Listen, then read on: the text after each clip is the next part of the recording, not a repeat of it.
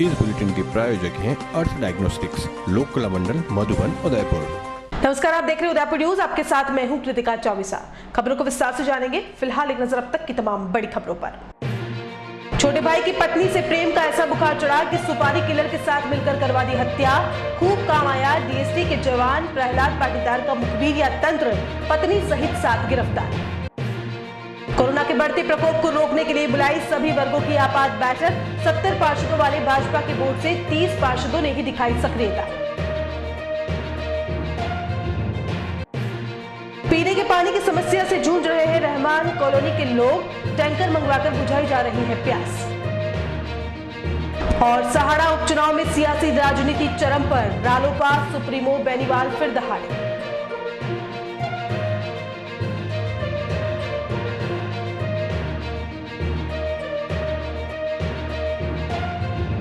अब खबरें विस्तार से। सबसे पहले बात करते हैं अवैध प्रेम संबंधों के भाई द्वारा भाई की हत्या के दिल दहला देने वाली कहानी के खुलासे की। जीवन भर साथ पले बड़े, हर तीज त्योहार साथ में मनाया, लेकिन छोटे भाई की पत्नी से अवैध संबंध ऐसा बना कि बड़े भाई ने रिश्तों को तार तार करते हुए अपने ही भाई को मरवाने की साजिश रच डाली। 12.5 लाख में सुपारी दी और हत्या के बाद किसी को हवा तक नहीं लगने दी। इतना ही नहीं, भाई की लाश बोरे में बंद करके सूखा नाका के सुनसान इलाके में डाल दी और घर वालों को कोविड से मौत होने की बात कहते हुए मरणोपरांत होने वाली सारी रस्में तक करवा डाली। लेकिन उदयपुर की डीएसटी पुलिस के जवान प्रहलाद पाटीदार का मुखबिरिया तंत्र इतना तेज निकला कि वारदात का खुलासा भी हो गया और साजिशकर्ता पत्नी, भाई सहित 7 लोगों को गिरफ्तार कर लिया गया। उदयपुर के प्रतापनगर थाना क्षेत्र के सूखा नाका इलाके में बोरे में बंद लाश की पहचान हो पाना भी मुश्किल था। लग भी ये रहा था कि इस ब्लाइंड मर्डर का कभी खुलासा नहीं होगा। वहीं कुछ दिनों पहले जिला पुलिस की स्पेशल टीम के जवान प्रहलाद पाटीदार को जरिए मुखबिर सूचना मिली कि कुछ लोग एक फर्जी मृत्यु प्रमाण पत्र बनवाना चाह रहे हैं। हो सकता है सूखा नाका में जिसकी लाश मिली है वह असम का रहने वाला उत्तम दास हो सकता है, क्योंकि यह लोग उसकी कोरोना से मृत्यु होने का हवाला देते हुए मृत्यु प्रमाण पत्र बनाने का प्रयास कर रहे हैं। इसके बाद तस्दीक होने पर प्रतापनगर थाने के एक जवान को हवाई जहाज से पुष्टि करने के लिए असम भेजा गया। तब जाकर पूरा खुलासा हो पाया। हत्या की वजह उत्तम दास की पत्नी रूपा दास का उसके बड़े भाई तपन दास से अवैध संबंध रहा, जिसने पति को रास्ते से हटाने के लिए जेठ के साथ मिलकर उत्तम दास की हत्या करवाई। पिछले साल 16/11/2020 को उदय सागर तालाब में एक डेड बॉडी मिली थी। डेड बॉडी एक प्लास्टिक के कट्टे में थी जिसके साथ पत्थर बांध के डाले गए थे। उस टाइम बॉडी को निकाल के मुकदमा दर्ज किया गया था। आइडेंटिफिकेशन के प्रयास चल रहे थे।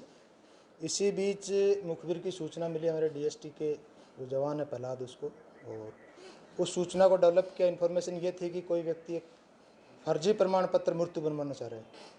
तो उस मृत्यु प्रमाण पत्र की जो बनवाने वाले थे उन लोगों से धीरे धीरे सूचना को डेवलप किया तो निकल के ये आया, उस बॉडी का आइडेंटिफिकेशन हुआ उसी दौरान कि त्रिपुरा के रहने वाले उत्तम दास की ये डेड बॉडी है। और उसकी इन्वेस्टिगेशन में ये निकला कि उसके जो भाई है, बड़ा भाई था, उसकी पत्नी के साथ अवैध संबंध थे। उन लोगों ने उसको रास्ते से हटाने के लिए और उसकी पहचान नहीं हो, वो आरोपी नहीं बने, इसके लिए उसको उदयपुर ला के मार के और बॉडी को डिस्पोज कर दिया था। गांव में जाके बता दिया कि उसकी मौत कोरोना से हो गई है, इसके कारण उसकी बॉडी को हम यहाँ नहीं ला सके। उसका मृत्यु प्रमाण पत्र इसलिए बनवाना चाह रहे थे ताकि कुछ जो उसके ज़मीन जायदाद है वो उसकी वाइफ के नाम हो जाए, और दूसरी कुछ LICs थी जिनके पैसे वो लोग उठा सकें। मारने के लिए इन्होंने प्लानिंग ऐसे की कि बड़े भाई ने जो मृतक है उसको फ्लाइट से बुलवाया जयपुर, जहाँ जो जिस गैंग को उन्होंने हायर किया था, लगभग 13 लाख रुपए उस गैंग को इन्होंने दिए हैं इसका मर्डर करने के लिए। वो गैंग यहाँ लेके आई उसको, और यहाँ लाने के बाद उसको शराब पिलाया, शराब में नींद की गोली दी और उसके मार के उस डेड बॉडी को इन्होंने डिस्पोज कर दिया। ये भी इसका खुलासा करते हुए सारी टीम, गोपाल जी हैं, राजीव हैं, विवेक, SHO हनुमंत और पूरी उनकी DST टीम, इन लोगों ने दिन रात मेहनत की। 7 आरोपी, जिसमें जो प्रेमिका है उसकी, मृतक की वाइफ, उसका बड़ा भाई और जो सुपारी लेने वाले 5 लोग थे, उनको गिरफ्तार किया गया है। जो पैसा उन्होंने ट्रांसफ़र किया था उसके ट्रांजैक्शंस मिल गए हैं, वो भी रिकवरी के प्रयास जारी हैं और सारी लिंक उसमें इन्वेस्टिगेशन की कंप्लीट कर ली गई है। विशेष भूमिका इसमें प्रहलाद की रही है, जिसने ये आसूचना इंटेलिजेंस, प्योरली इंटेलिजेंस बेसिस पे था। उनका मकसद भी ये था कि किसी भी रूप में इस आदमी की पहचान नहीं हो। उदयपुर, त्रिपुरा, अगरतला की बॉडी का उदयपुर में आके डिस्पोजल आसपास के प्रयासों से किसी भी रूप में पहचान होने की संभावना लगभग नगण्य थी। 5 जो लोग हैं आरोपी हैं वो स्थानीय हैं, यहीं उदयपुर के रहने वाले हैं। बेसिकली जो आरोपी है त्रिपुरा का तपन दास, वो इंटीरियर का एल्युमिनियम का कुछ काम करता था, कुछ ठेके उसने उदयपुर में लिए थे, तब इन लोगों से उसकी जान पहचान हुई थी। इसमें 2 लोगों के खिलाफ कुछ क्रिमिनल हिस्ट्री है, बाकी लोगों का कोई क्रिमिनल रिकॉर्ड इसमें नहीं है। ये इन लोगों ने पैसे के लालच में आके वारदात को अंजाम दिया है। जो मरवाने वाले हैं भाई और भाभी, आपसी संबंध उनके थे और मकसद ये था कि इसको मार के इसकी जो सारी प्रॉपर्टी वो अपने नाम ले लें, उसका किसी भी रूप में पहचान भी नहीं हो उसके और ये आरोपी भी नहीं बने। हाँ बिल्कुल, मृतक की पत्नी के अकाउंट से ही ट्रांसफ़र हुआ है पैसा। वो सारी जो प्लानिंग थी उसमें शामिल थी।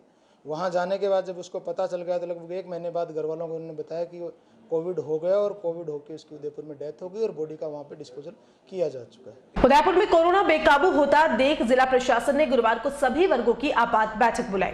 दिन भर में अलग अलग 5 बैठकें आयोजित की गई। बैठकों में व्यापारी वर्ग, पर्यटन विभाग, परिवहन विभाग, ट्रांसपोर्ट यूनियन, फल सब्जी मंडी प्रतिनिधि, मॉल के प्रतिनिधि, धार्मिक गुरुओं और विभिन्न समुदायों के प्रतिनिधियों को बुलाया गया। इस दौरान जिला कलेक्टर चेतन देवड़ा व एसपी डॉक्टर राजीव पचार ने कहा कि कोरोना संक्रमण को रोकने के लिए तमाम प्रकार के उपाय किए जाएंगे। इस कार्य में सभी होटल व पर्यटन स्थल संचालक सकारात्मक सहयोग करें।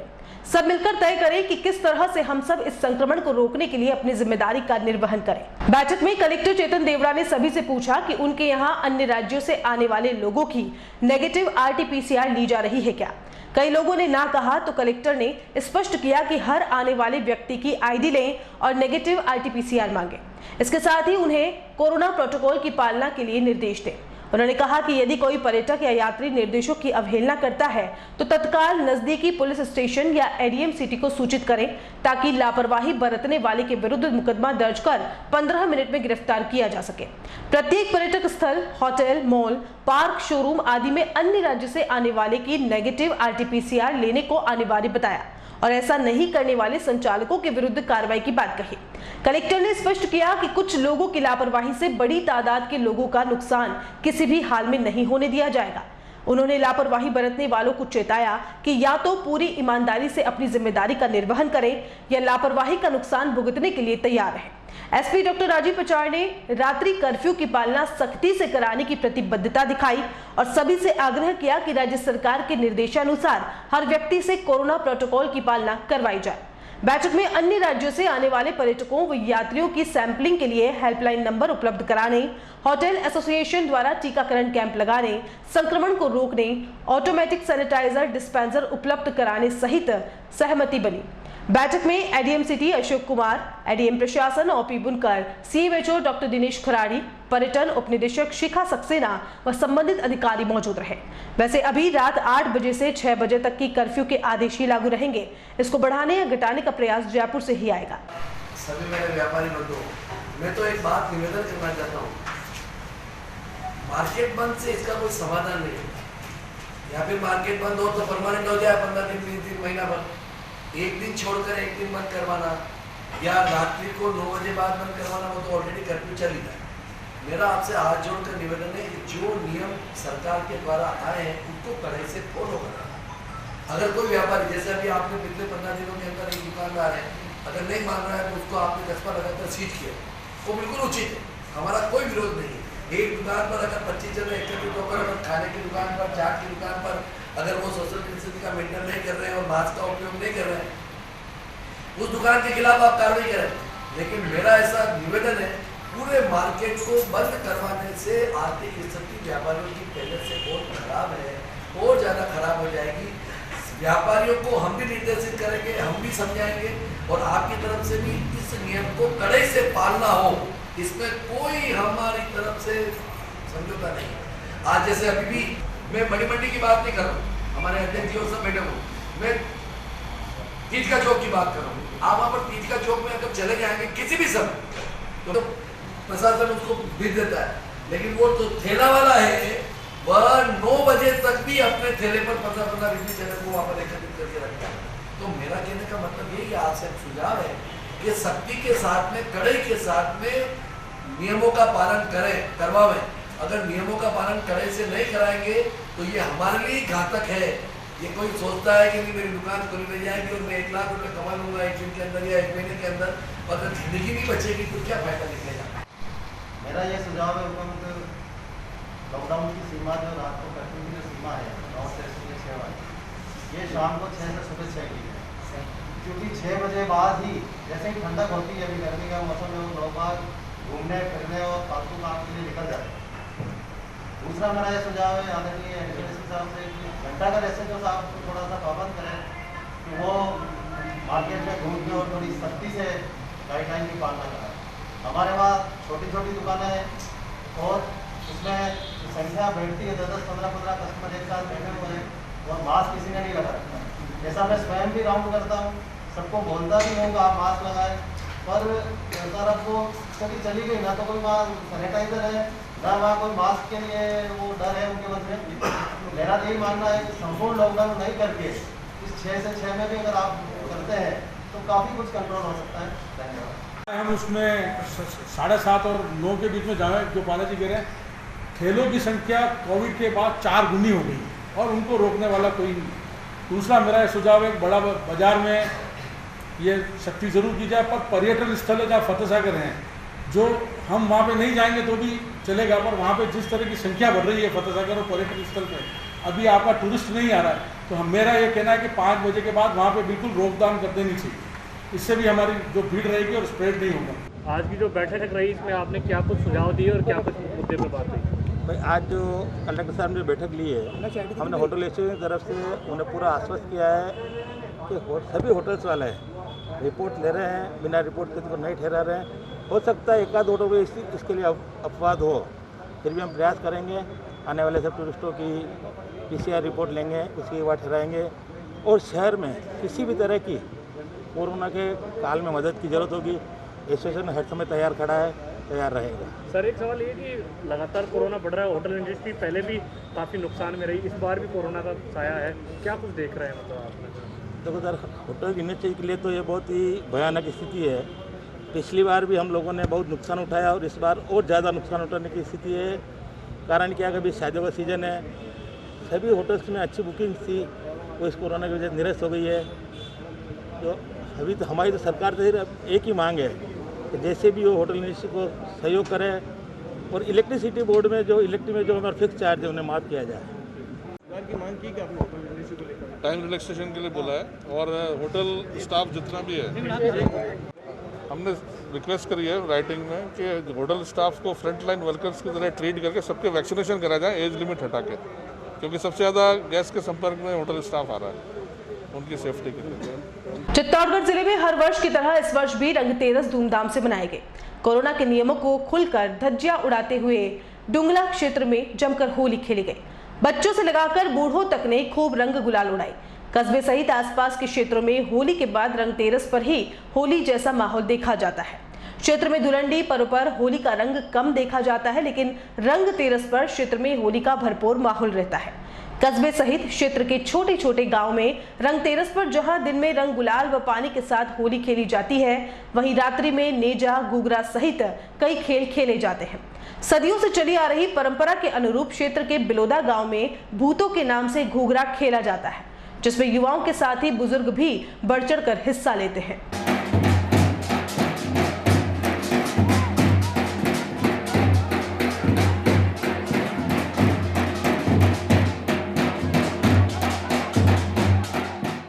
प्रदेश के साथ साथ अब उदयपुर में भी गर्मी का असर बढ़ने लगा है। तापमान में लगातार हो रही बढ़ोतरी के कारण कूलर, फ्रिज और एसी के साथ पानी। चित्तौड़गढ़ जिले में हर वर्ष की तरह इस वर्ष भी रंगतेरस धूमधाम से मनाए गए। कोरोना के नियमों को खुलकर धज्जियां उड़ाते हुए डुंगला क्षेत्र में जमकर होली खेली गई। बच्चों से लगाकर बूढ़ों तक ने खूब रंग गुलाल उड़ाई। कस्बे सहित आसपास के क्षेत्रों में होली के बाद रंगतेरस पर ही होली जैसा माहौल देखा जाता है। क्षेत्र में धुलंडी पर्व पर होली का रंग कम देखा जाता है, लेकिन रंगतेरस पर क्षेत्र में होली का भरपूर माहौल रहता है। कस्बे सहित क्षेत्र के छोटे छोटे गांव में रंगतेरस पर जहां दिन में रंग गुलाल व पानी के साथ होली खेली जाती है, वहीं रात्रि में नेजा, गुगरा सहित कई खेल खेले जाते हैं। सदियों से चली आ रही परंपरा के अनुरूप क्षेत्र के बिलोदा गांव में भूतों के नाम से घूघरा खेला जाता है, जिसमें युवाओं के साथ ही बुजुर्ग भी बढ़ चढ़कर हिस्सा लेते हैं।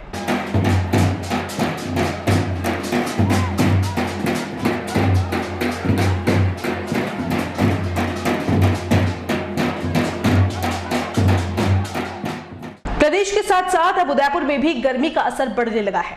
तापमान में लगातार हो रही बढ़ोतरी के कारण कूलर, फ्रिज और एसी के साथ पानी की आवश्यकता भी बढ़ने लगी है। जरा सोचिए, तपती गर्मी में यदि आप पानी की बूंद बूंद को मोहताज हो जाए तो आप पर क्या गुजरेगी। उदयपुर में शास्त्री सर्कल स्थित अलका होटल के पास बनी रहमान कॉलोनी में पिछले 3 दिनों से पानी की सप्लाई बंद है और करीब 400 से 500 लोग पीने के पानी को तरस गए हैं। रहमान कॉलोनी में करीब 40 से 45 घर है और पिछले 3 दिनों से पीने के पानी के लिए मोहताज है। जानकारी के अनुसार देवास से शहर में सप्लाई होने वाली पाइपलाइन बाधित होने की वजह से पानी नहीं पहुंच पाया है। ऐसे में क्षेत्रवासियों को टैंकर से पानी मंगवाना पड़ रहा है, लेकिन रोजाना टैंकर मंगवाना भी संभव नहीं है। इसलिए अब कॉलोनी में बने एकमात्र हैंडपंप से क्षेत्रवासी पानी भर रहे हैं। पीने के पानी के लिए हैंडपंप पर कई लोगों की भीड़ जमा हो जाती है, जिससे संक्रमण फैलने का भी खतरा है। वहीं घर वालों को हो रही पानी की किल्लत के लिए छोटे छोटे बच्चे भी हैंडपंप से पानी भरकर घर ले जा रहे हैं। बीते 3 दिनों से पानी की सप्लाई नहीं होने की वजह से घर की महिलाओं को खासी परेशानी का सामना करना पड़ रहा है। रहमान कॉलोनी के लोगों के घर अंदरूनी गलियों में हैं और हैंडपंप बाहर चौक में लगा हुआ है, जिससे पानी को बड़े बड़े ड्रम भर के ट्रॉली से अपने घर तक ले जाना पड़ रहा है। ये पानी की समस्या है, कल से परेशान हो रहे हैं। पानी पीने का पानी नहीं, ये पानी पी रहे हैं हम। नल बहुत कम आ रहे हैं, आधी टंकी नहीं भरती हमारे, इतना कम देते। 3 दिन हो गए, अभी ये बरमे में से ले जा रहे पानी। नहाए आप, नहाए सुबह से हमने, जुम्मा था नमाज ही नहीं पड़ी अभी हमने। जब अभी और पानी भर रहे, नल पानी नहीं आ रहा टंकियों में। हमारे ये सब ये हमारे है ना 50-42 घर है। हाँ, जब मकान है के सब। हाँ सब हम ये सब इसी में से कर रहे हैं अभी कल से। पी रहे अब क्या करें। ये बावड़ी है हमारे, बावड़ी में से पानी आ रहा है नल में, ये नल से पी रहे हैं। ये बावड़ी है ना, इसमें से पी रहे, क्या करें। समस्या ये है, पानी आया ही नहीं। 2 दिन हो गए, 3 दिन हो गए, आज पानी नहीं आ रहा। बड़ी दिक्कत आ रही है पानी की। फिर बच्चे हमारी महिलाएं जितनी भी हैं बहुत परेशानी हो रही है। पानी की बड़ी दिक्कत आ रही है। नमाज में तो आज बहुत दिक्कत आई, शुक्रवार था आज। इसके बाद आज ट्यूबवेल भी ख़राब हो रहा है। ट्यूबवेल जो लगा हुआ है ना, उसमें भी पानी नहीं आना बराबर। ये हमारे आज बहन बेटी जितनी भी है बहुत परेशान हो रही है बेचारी। सुबह चला रही नल, अभी टैंकर मंगाया बड़ी मुश्किल से। आज 3 दिन हो गए सर। हाँ सभी पूरी फैमिली सर। हाँ गर्मी समय भी है, बहुत कुछ है सब। अभी जैसे ले जा रहे थे, चरो भर के लेके जा रहे हैं सारे। ये देखो, ये बच्ची लेके जा रही है, आप इनके ले लो एक बार शूटिंग, ये देख लीजिए। मैं आया हूँ बाहर से, 3 दिन से देख रहा हूँ मैं, पता नहीं पानी नहीं आ रहा है यहाँ पर। वो बोल रहे हैं कि वहाँ देवास की लाइन ख़राब हो गई है, पानी कब आएगा पता ही नहीं चल रहा। कोई अधिकारी बोल रहे हैं कि 2 दिन में आएगा, 3 दिन में आएगा। ये हेडपम्प का पानी पीने लायक नहीं है। 2 साल से पनघट पीछे ख़राब पड़ा हुआ, ना उसको सही कर रहे हैं ना कुछ करने के लिए आ रहे हैं। सब परेशान है। यहाँ इकट्ठे भीड़ हो रही है। कोई अभी कोरोना का चल रहा है, यहाँ भीड़ पड़ी हुई है। अच्छा नहीं, बीमार हो जाए कर जाए तो कौन जिम्मेदार है इसका। तो फिर पानी ये ले जा रहे, देखो ना, ये रेडी रख रखी है, भर की कोटियाँ भर के ले जा रही है। फैमिली छोटी नहीं है, सबकी बड़ी फैमिली है। एक फैमिली के अंदर 4 बच्चे हैं। फिर और पूरे मकानों में अलग अलग भाई है, 4 भाई है, तो उनकी फैमिली है 4 5 जन है। तो इतना पानी वेस्ट होता है, पानी पीने लायक नहीं। पीने का पानी के लिए बहुत तकलीफ हो रही है हमें। पनघट देखो आप, चल के देख लो पीछे कैसा पनघट पूरा ख़राब पड़ा हुआ है। पनघट पूरा ख़राब पड़ा, देख लो आप चल के। समस्या पानी के 5 दिन हो गए, पानी नहीं आ रहा। ऑफिस में गए तो वो बोल रहे हैं कि अभी 3-4 दिन और लगेंगे, आपको ठहरना पड़ेगा। हाँ, कारण क्या, देवास की लाइन फट गई, इसलिए रुकना पड़ेगा आपको। हाँ, अभी हैंडपम्प से पानी भर रहा है, रात दिन हम हैंडपम्प से पानी भर रहे हैं। कोई सुविधा नहीं है हमारे पास यहाँ पे। हाँ, अभी कोरोना भी चल रहा है, तो भी कुछ भी ध्यान नहीं है, कुछ भी नहीं है। हाँ, इकट्ठे होते हैं हैंडपम्प पे, तो इकट्ठे होंगे सब। तो हाँ, हैंडपम्प पानी नहीं आ रहा, इसमें भी देखो उधर का ट्यूबवेल ख़राब हो रहा है उधर का। हाँ, कितना 40 मकान है यहाँ पे 600 आदमी करीब है। हाँ, नहीं पीने के लायक नहीं पानी है। और बुलेटिन में यहाँ रुकेंगे एक ब्रेक के लिए। आप देखते रहिए Udaipur news. Durg stand and event व फ्लावर डेकोर बेस्ट थीम के साथ गणपति स्थापना से विदाई तक, सगाई, हल्दी, मेहंदी, पूल पार्टी, संगीत, फेरे, रिसेप्शन व विदाई तक, टेंट, लाइट, खाना खजाना,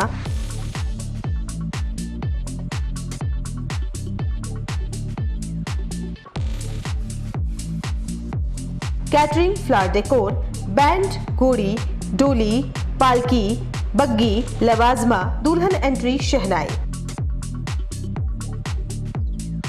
ढोल व साफे पूरा पैकेज लीजिए। एक कॉल कीजिए, घर बैठे सुविधा पाइए। फोन नंबर 9929997672 और 7976981099। एड्रेस यूनिवर्सिटी, सोफिट रोड, शोभागपुरा, नंद भवन गार्डन के सामने। नोट, साफे किराए पर भी मिलते हैं। Proprietor Durgesh Mawat. AHA airline and hotel management academy, Udaipur का पहला professional aviation management institute. 12th के बाद करियर की चिंता? पहली बार राजस्थान में 12th के बाद साइंस, आर्ट्स, कॉमर्स के स्टूडेंट्स के लिए लाए हैं डोमेस्टिक व international bachelor in aviation, diploma in cabin crew, air hostess, ground staff, security management courses. इन कोर्सेज में एडमिशन लेकर आप अपना बेहतरीन करियर डोमेस्टिक व इंटरनेशनल एयरलाइंस व डोमेस्टिक व इंटरनेशनल एयरपोर्ट पर बनाइए। कोर्सेज के साथ प्रत्येक वर्ष एक foreign tour, international airport training, foreign internship Dubai, Thailand, Malaysia, Singapore में। Grooming and personality development classes, spoken English, French and Arabic language classes, yoga, swimming, gym classes. Institute के अनेक स्टूडेंट्स का इंडिगो, स्पाइस जेट, विस्टारा, एयर इंडिया व डोमेस्टिक व international airport पर selection हो चुका है। बनाएं एक अच्छा करियर एविएशन व टूरिज्म फील्ड में। AHA, the first and only institute to start the bachelor's, domestic and international degree in aviation and tourism with 100% job placement in the leading airlines of India and international. Admission open. First floor, Paradise Complex, opposite Agrawal Dharmshala, Sector 11, Udaipur. Call it 70231 44442 8107 392702. Website www.ahaudaipur.com. Ajay furniture, Udaipur sector 14 में स्थित 2 मंजिला भव्य showroom, जहां आपको मिलेंगी आधुनिक furniture की अनेक varieties, अनेक तरह के डाइनिंग टेबल,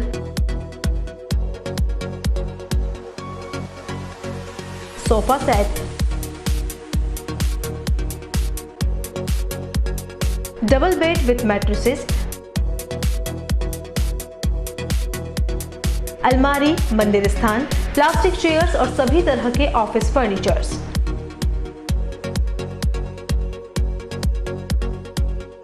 अपना घर सजाने के लिए कैश की चिंता छोड़ दीजिए।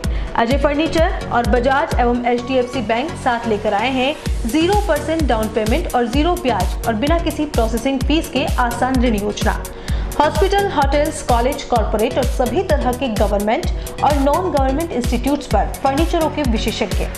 नवरात्रि, दिवाली विशेष ऑफर्स, 4 प्लास्टिक चेयर्स के साथ एक टेबल फ्री, सोफा सेट के साथ centre table free.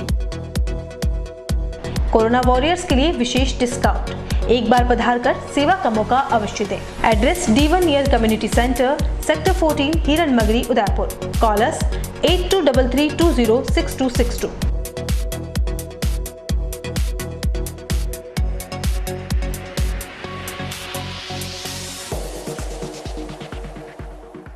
Doctor Atreya नेत्र चिकित्सालय पिछले 24 वर्षों से डॉक्टर JP आत्रेय के नेतृत्व में एक ऐसा संस्थान जो देता है आंखों की कंप्यूटर एवं अत्याधुनिक मशीनों द्वारा जांच एवं नंबर निकालने की सुविधा, मोतियाबिंद के ऑपरेशन के बाद मोटे चश्मे से मुक्ति, इंट्रा ऑक्यूलर लेंस इकोरोल कंप्यूटर USA द्वारा फिटिंग, कॉन्टेक्ट लेंस हार्ड सॉफ्ट इकोरोल कंप्यूटर द्वारा फिटिंग, काला पानी, मोतियाबिंद, नाखूना, नासूर आदि के ऑपरेशन माइक्रो सर्जरी द्वारा, निकॉन एंड जापान, जर्मनी द्वारा आयातित फेको मशीन द्वारा मोतियाबिंद का बिना टाके वाला ऑपरेशन, नेत्र बैंक एवं पुतली प्रत्यारोपण सुविधा, भैंगापन का कसरत एवं शल्य क्रिया द्वारा इलाज, 24 घंटे भर्ती सुविधा, माइनस के नंबर का चश्मा उतारने का ऑपरेशन, RK एंड लेजिक, अति आधुनिक वातानुकूलित परामर्श कक्ष एवं ऑपरेशन कक्ष। परामर्श समय प्रातः 9 से दोपहर 2 बजे तक, दोपहर 4 से सायं 7 बजे तक, रविवार पूर्ण अवकाश। संपर्क डॉक्टर आत्रेय नेत्र चिकित्सालय 1920 प्रथम मंजिल, town hall, link road, corporation bank के पास, Udaipur, Rajasthan. Call it 256160, mobile number 9829041330। राज्य सरकार द्वारा मान्यता प्राप्त 1941 से बालिका शिक्षा में कार्यरत श्री दिगंबर जैन बालिका उच्च माध्यमिक विद्यालय खिरादीवाड़ा उदयपुर। प्रवेश प्रारंभ प्ले ग्रुप नर्सरी से 12वीं तक। कला विज्ञान वाणिज्य संकाय RTE में बच्चों का निःशुल्क प्रवेश। कक्षा पहली से ही कंप्यूटर शिक्षा। 10वीं एवं 12वीं बोर्ड परीक्षा परिणाम श्रेष्ठ। अभिभावकों से निरंतर संपर्क। गाइड, योग एवं खेल की सुविधा। प्रयोगशाला, पुस्तकालय कक्ष, कंप्यूटर कक्ष, स्मार्ट कक्षा कक्ष, वाहन सुविधा उपलब्ध। गत वर्ष विद्यालय की 50 छात्राओं को गार्गी पुरस्कार प्राप्त हुआ और विद्यालय की 5 छात्राओं को इंस्पायर्ड अवार्ड प्राप्त हुआ। प्रधानाचार्य Kala Karanpuria, MA M.Ed gold medallist. Mobile number 7597760526। Phone number 0294242069 0294294069। Break के बाद आपका स्वागत है। अप्रैल माह में लेक सिटी में भूचाल मचाने वाले कोरोना ने एक तरफ चौतरफा सनसनी फैला दी है, वहीं जिला प्रशासन की मुस्तैदी काफी सराहनीय है। कोविड प्रोटोकॉल की पालना के लिए प्रशासन की ओर से भरसक प्रयास किए जा रहे हैं। इसी कड़ी में शुक्रवार को नगर निगम में भी पार्षदों की आपात बैठक बुलाई गई, लेकिन आश्चर्य की बात यह है कि 70 पार्षदों के बोर्ड में आधे पार्षद भी नहीं आ पाए। करीब 30 पार्षदों की संख्या में ही बैठक आहूत की गई, जिसमें कांग्रेस में महज 5 पार्षद मौजूद थे। इस दौरान सभी ने जिला कलेक्टर के समक्ष अपने अपने सुझाव दिए कि कैसे कोरोना को भगाने में सफलता लाई जा सकती है। वैसे गत वर्ष जिस तरह से निगम ने अपनी महत्वपूर्ण भूमिका निभाई थी, इस वर्ष तो वह पूरी तरह गौण हो गई, जबकि कोरोना ने विकराल रूप तो अब लिया है। पहले तो हर गली, हर चौराहा सैनिटाइज करने के लिए, हर वार्डवासी को सुरक्षित रखने के लिए पार्षदों ने जी जान लगा दी थी, लेकिन अब सारे ही पार्षदों की जागरूकता लगता है ठंडे बस्ते में चली गई है। बैठक में जिला कलेक्टर चेतन राम देवड़ा, ADM प्रशासन OP बुनकर, महापौर GS स्टार्क, उप महापौर पारस सिंघवी ने अपने विचार रखे। क्वारंटाइन सेंटर की संख्या बढ़ाई जाए, जितने भी पेशेंट आते हैं उनको वो घर में ही चले जाते हैं। और वही चीज़ें जो मेरे पूर्व पार्षदों ने कही है, यदि क्वारंटाइन सेंटर की संख्या बढ़ाई जाए, जितने स्कूल बिल्डिंग और गवर्नमेंट बिल्डिंगें खाली है उनमें यदि पेशेंट को क्वारंटाइन किया जाए ताकि वो अपने परिवार के साथ उसको स्प्रेड नहीं कर पाए। कहते हैं एक जो सब्जी मंडी है उसको संडे के दिन बंद कर दिया जाए, ज़्यादा अच्छा रहेगा, क्योंकि सबसे ज़्यादा उदयपुर में सब्जी मंडी में रश रहता है सर, और वहाँ पे लोग बिना मास्क के घूमते हैं। धन्यवाद। इसमें करीब मेरी गली से लगा करके डिप्टी साहब की गली तक करीब 15 कोविड पेशेंट हैं, मगर वहाँ स्थिति ये है सर कि अभी मतलब सब कौन तो कोविड है कौन नॉन कोविड है, कुछ पता नहीं चल रहा है। सब लोग आ रहे हैं, जा रहे हैं, खा रहे हैं, पी रहे, उठ रहे, बैठे हैं, ऐसा कुछ नहीं है। कल आकर के वहाँ पर 2-4 गलियाँ लगा दी गई है, वो भी राम भरोसे है। इस तरीके से अगर हम करेंगे तो इस कोविड पर कैसे अंकुश पाएंगे।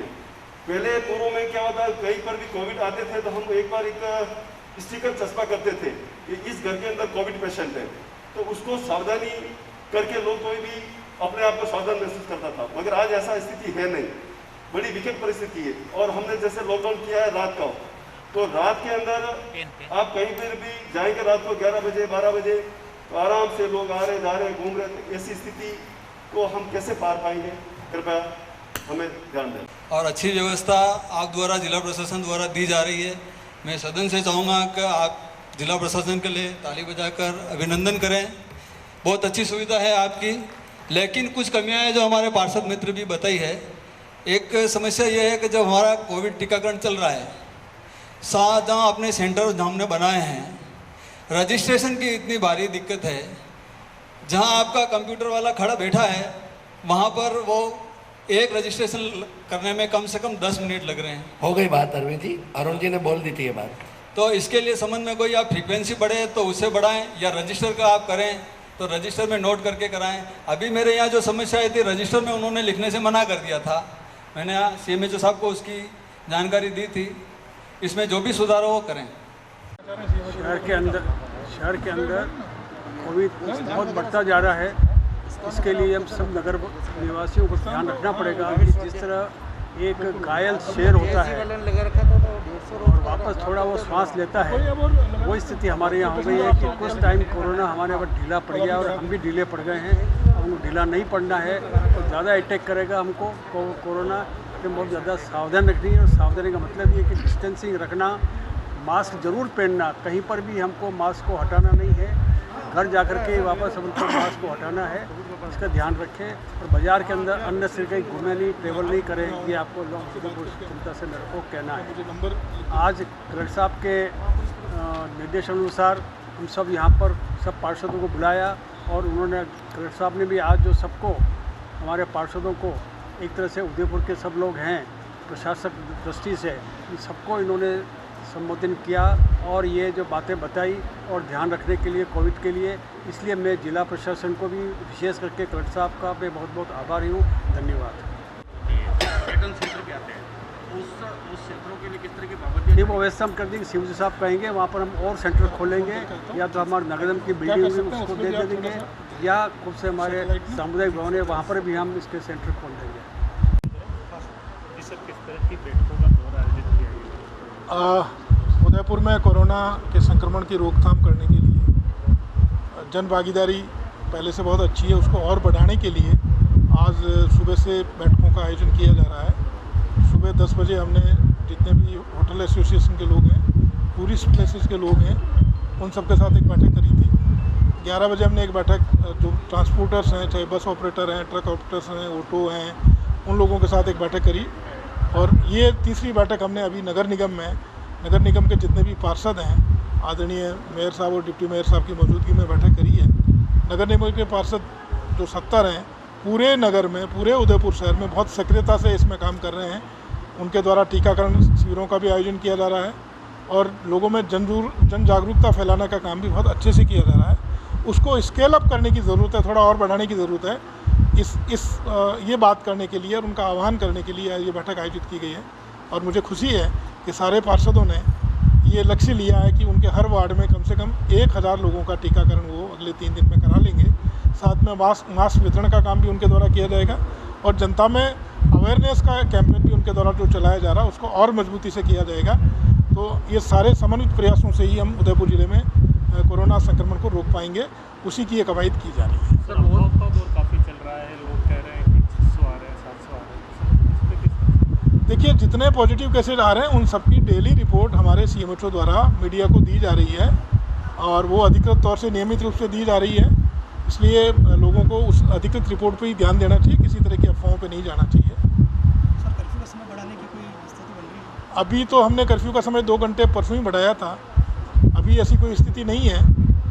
मैं लोगों से अपील करना चाहूँगा कि कर्फ्यू बढ़ाने के लिए स्थिति उत्पन्न नहीं करें, ये जागरूकता हमें रखनी पड़ेगी। और जिला प्रशासन या जनप्रतिनिधि रोकें या टोकें उसका इंतज़ार करने की ज़रूरत नहीं है। हमको खुद अनुशासित रहना पड़ेगा, खुद पे स्व अनुशासन रखना पड़ेगा। ये जितनी भी कवायद की जा रही है, ये सारी कवायद लोगों की सुरक्षा के लिए, उनके जीवन की रक्षा के लिए की जा रही है। उन सबको भी इस प्रोटोकॉल को स्वेच्छा से अंगीकार करना चाहिए।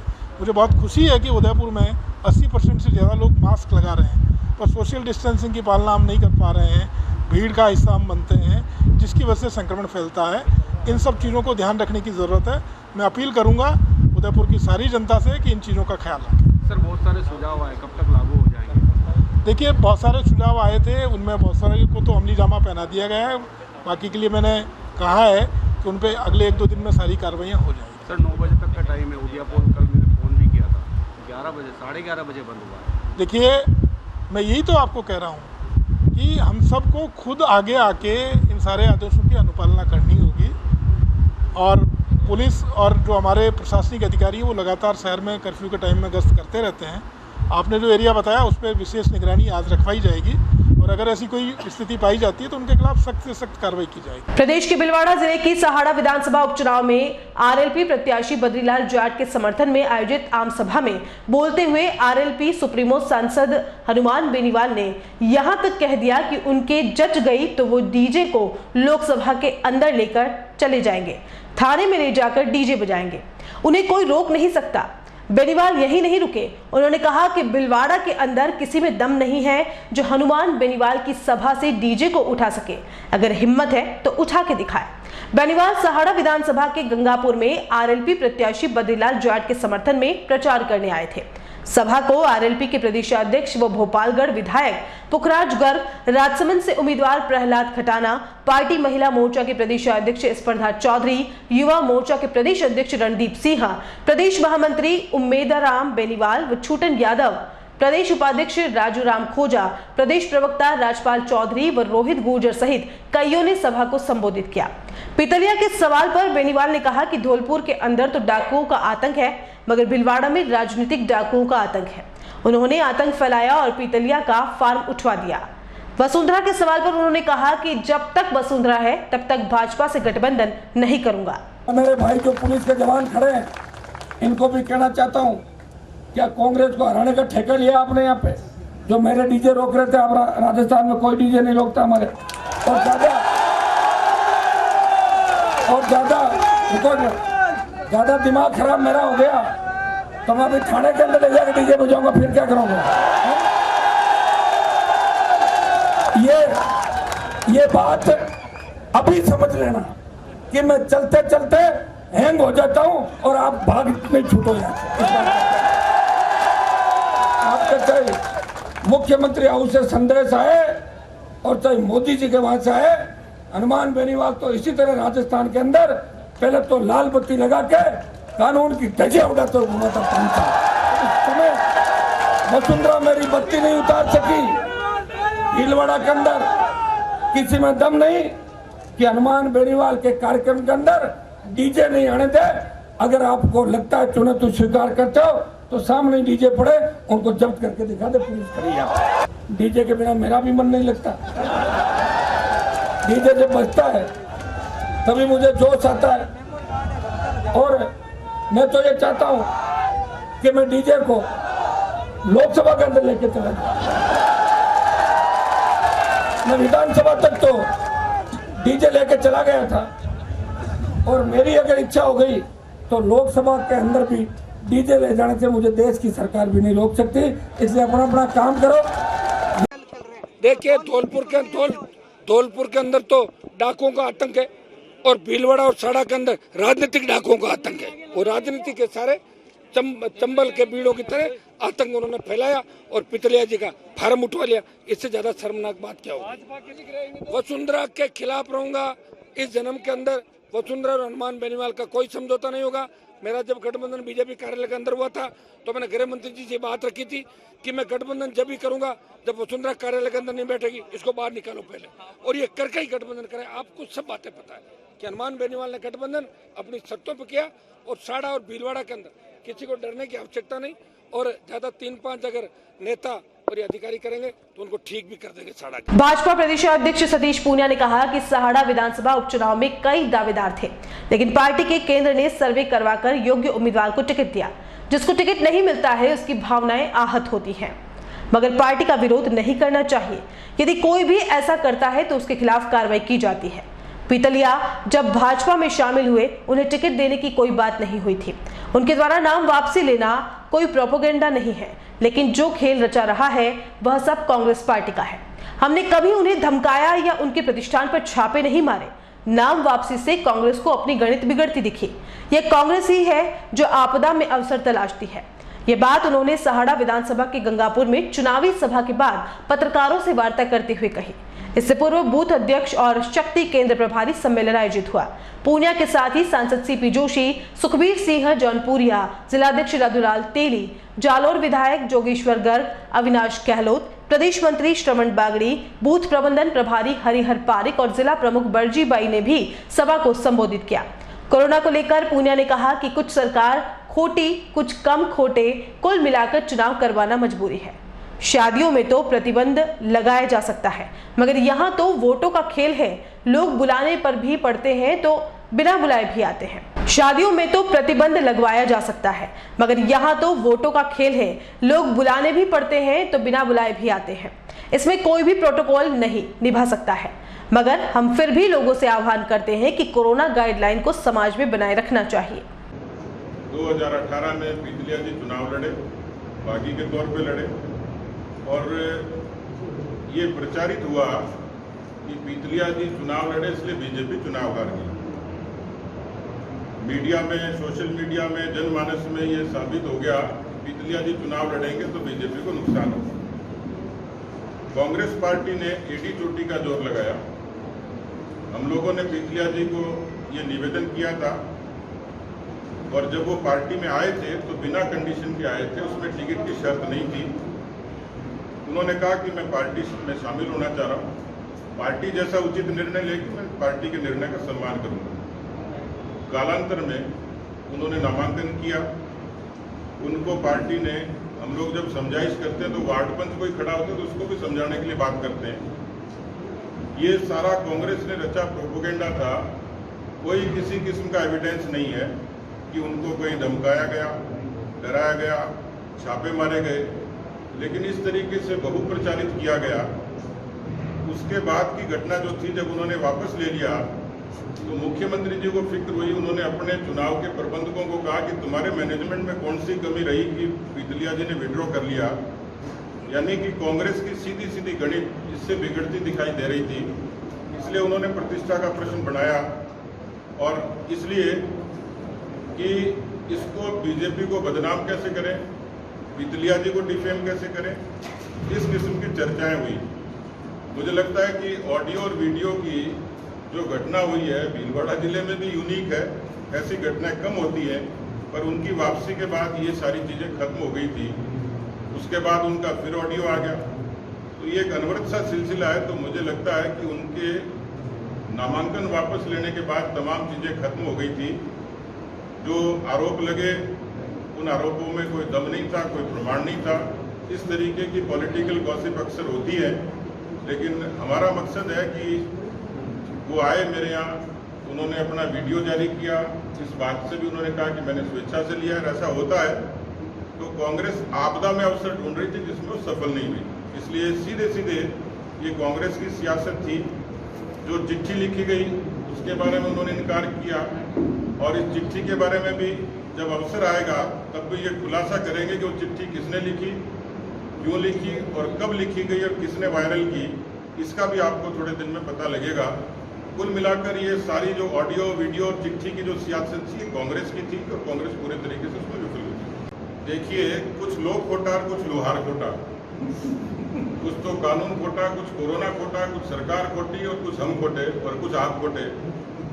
तो कुल मिलाकर ये ऐसी परिस्थिति और मजबूरी है। जैसे आदमी की शादी होती है, उसका दुष्परिणाम भी जानता है आदमी, करना भी जरूरी है, उसी तरीके से कोरोना के प्रोटोकॉल भी जरूरी है। अभी यदि सभाएं नहीं करते तो आप भी कहते कि बीजेपी की सभा की टाइम पे कांग्रेस की हवा निकली। कुल मिलाकर ये बड़ा कंट्राडिक्शन है कि ऐसे मौके पर चुनाव हो रहे हैं। शादी में तो की जा सकती है, दूल्हे को कहा जा सकता है कि भाई सरकार जो है छापा मार के तेरी शादी रुकवा देगी तो बेचारा डर के मारे सो कर दे, लेकिन यहाँ तो ये वोटों का खेल है। लोग बिना बुलाए भी आते हैं, बुलाए भी आते हैं। इस हॉल में भी हमने सिर्फ आपको ही बुलाया था और मुझे एड्रेस करनी थी, लेकिन फिर भी 20 लोग इसमें अनधिकृत रूप से घुसे हुए। तो पॉलिटिक्स में इन चीज़ों को रोकना बड़ा मुश्किल है। मैं कह दूं कि मैं कोई प्रोटोकॉल का पालन करवा दूंगा तो न कांग्रेस करवा पा रही न बीजेपी करवा पा रही, लेकिन फिर भी मैं इतना निवेदन आपके माध्यम से जरूर करूंगा कि सामान्य तौर पर समाज में इस मर्यादा को बनाए रखा जाना चाहिए ताकि संक्रमण से बचें और बचाएं। सर, हनुमान बेनीवाल यहाँ भी कई दावेदार थे, अलग अलग फन के थे, अलग अलग अनुभव के लिए थे, अलग अलग सामाजिक वर्ग के थे, लेकिन जो पार्टी ने, केंद्र ने सर्वे कराए, प्रदेश ने सर्वे कराए, कार्यकर्ताओं से राय ली और एक उम्मीदवार तय हो गया। मैं ये मानता हूँ कि जब राजनीतिक इस प्रतिस्पर्धा में व्यक्ति होता है तो कहीं न कहीं थोड़ी बहुत मन में उसकी भावनाएं आहत होती होंगी। मैं इसको इनकार नहीं करता, क्योंकि ये भजन मंडली नहीं है, इसमें कहीं न कहीं राजनीतिक रूप से ये सब चीज़ें होती हैं।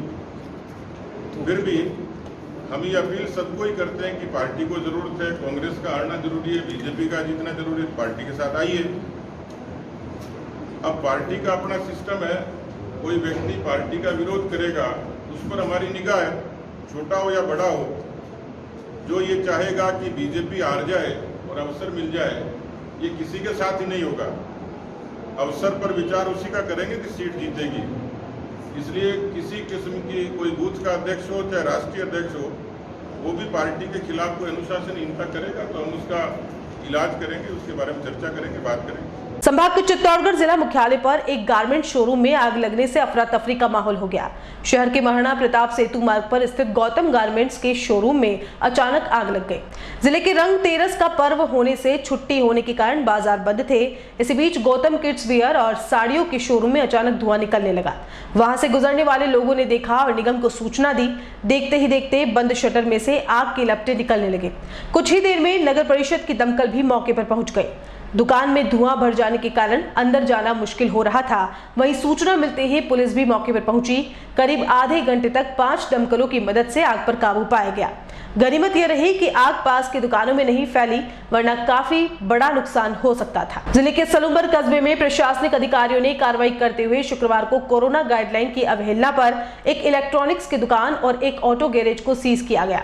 दोपहर को एसडीएम मणिलाल तिरगर के नेतृत्व में शुक्रवार को नगर का दौरा किया गया। इस दौरान सराफा व्यवसायी की दुकान पर कोविड-19 प्रोटोकॉल का खुला उल्लंघन मिला। बड़ी संख्या में बिना सोशल डिस्टेंसिंग के खरीदारी कर रहे थे। इनमें से कई के मास्क भी नहीं लगे थे। बिना मास्क लगे ग्राहक जांच टीम को देखकर भाग छूटे। दुकान के अंदर और बाहर बीड़ी सिगरेट पी जा रही थी। इस पर एसडीएम व पुलिस प्रशासन ने कुल 13 चालान काटे, 20,200 रुपए का जुर्माना वसूला। इसी प्रकार नगर के सेठों की गली में रहने वाले एक ही परिवार के कोरोना पॉजिटिव आने पर भी गांधी चौक स्थित इलेक्ट्रॉनिक्स दुकान खोलकर बैठने पर दुकान को सीज कर दिया गया।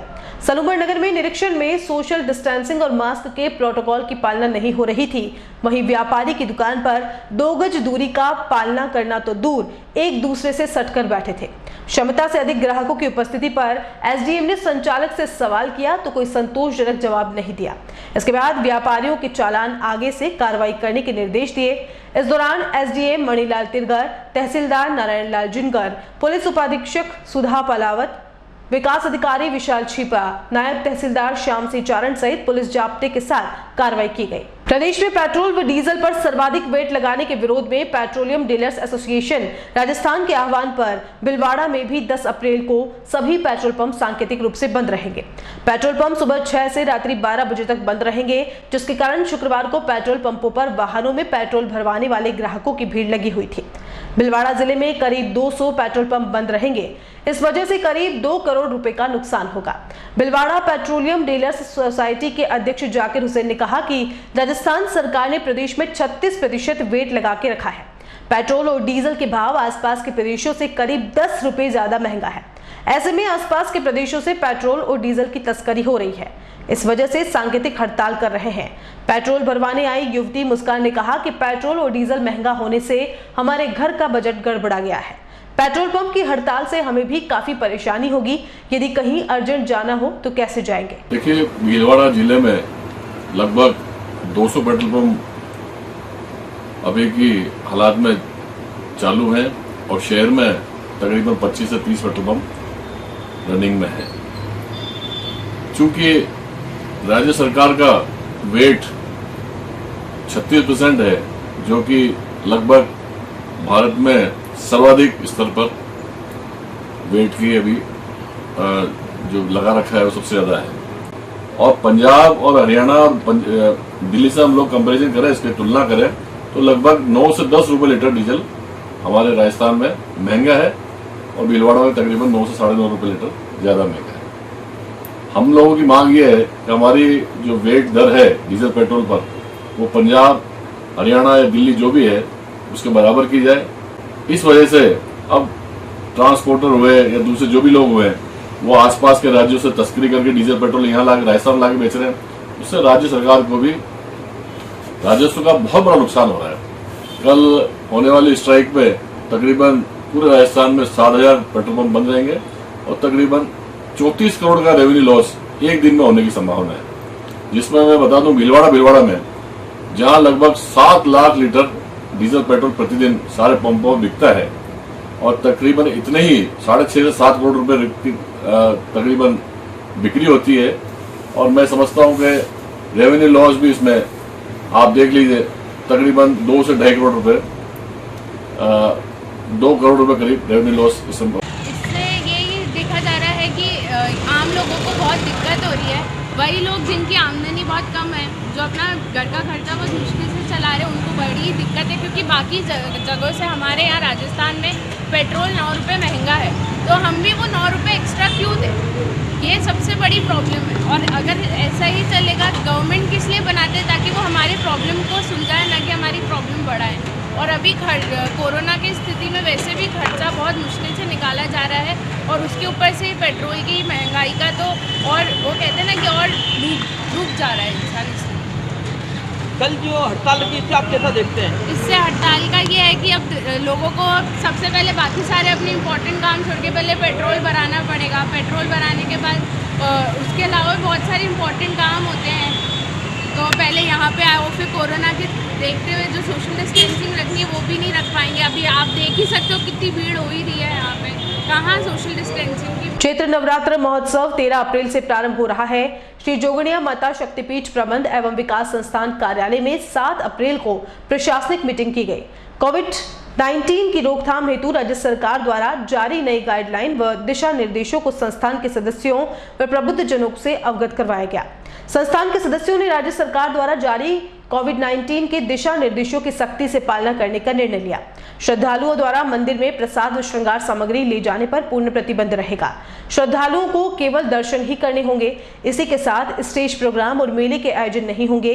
वहीं नवरात्रि स्थापना पर घट स्थापना, ध्वजारोहण का सामान्य कार्यक्रम होगा।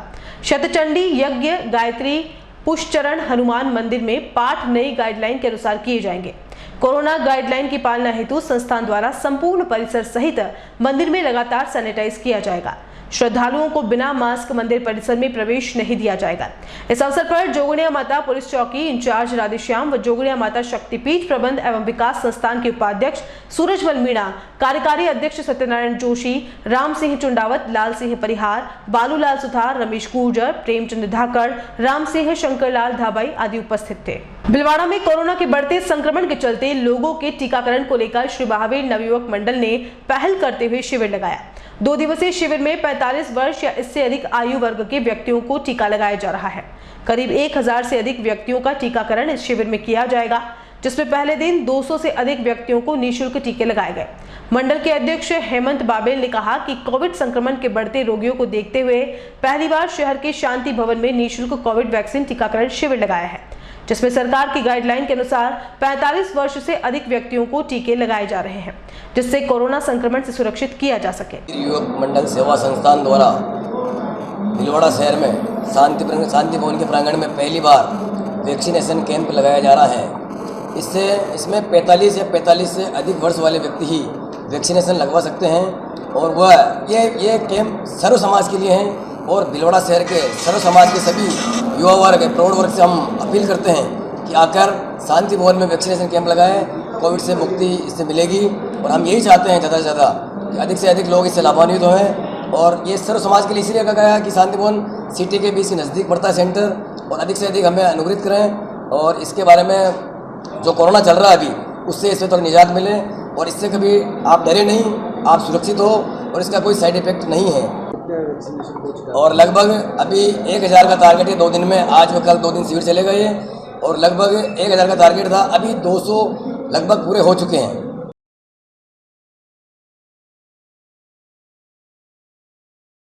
और चलते चलते एक नजर अब तक की हेडलाइंस पर। छोटे भाई की पत्नी से प्रेम का ऐसा बुखार चढ़ा कि सुपारी किलर के साथ मिलकर करवा दी हत्या। खूब काम आया डीएसटी के जवान प्रहलाद पाटीदार का मुखबिरिया तंत्र, पत्नी सहित 7 गिरफ्तार। कोरोना के बढ़ते प्रकोप को रोकने के लिए बुलाई सभी वर्गों की आपात बैठक। 70 पार्षदों वाले भाजपा के बोर्ड से 30 पार्षदों ने ही दिखाई सक्रियता। पीने के पानी की समस्या से जूझ रहे हैं रहमान कॉलोनी के लोग, टैंकर मंगवाकर बुझाई जा रही है प्यास। और सहाड़ा उपचुनाव में सियासी राजनीति चरम पर, रालोपा सुप्रीमो बेनीवाल फिर दहाड़े।